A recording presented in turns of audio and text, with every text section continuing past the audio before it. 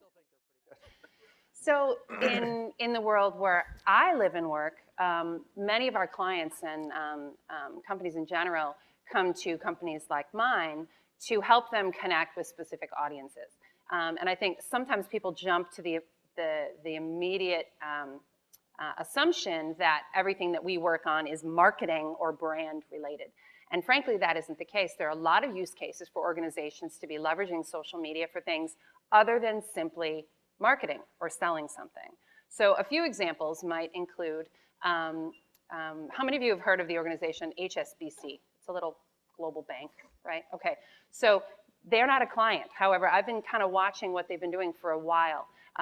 They're fairly conservative in their approach, but they use social channels in a very unique way, in my opinion. What they've done is they've leveraged the idea of content creation, which obviously is very relevant because that content for them can become, you know, a record, and that has to be very handled very carefully. They partnered up with The Economist in order to create a dedicated community for Canadian business owners who want to build their businesses outside of Canada.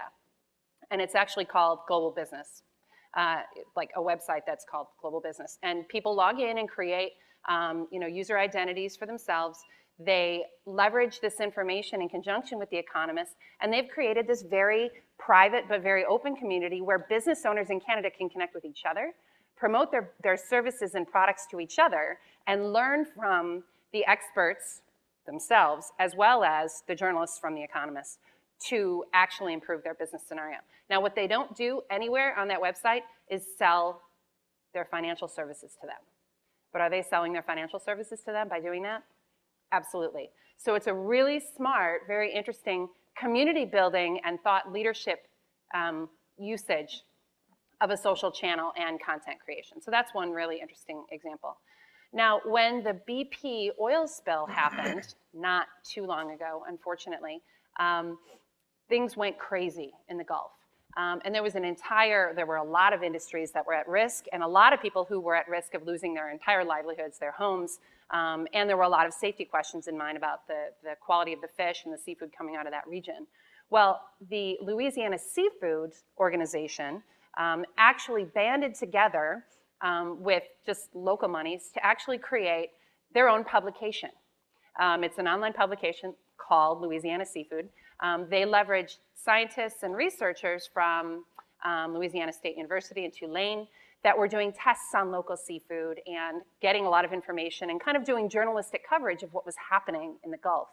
By creating this community and creating this source of content, what they were doing is bringing people together, but also helping people understand what the future of the seafood and fishing industry for the Gulf was actually going to be. Their primary audiences there, now I would argue this is kind of a marketing purpose, but frankly, it's not one single company doing this.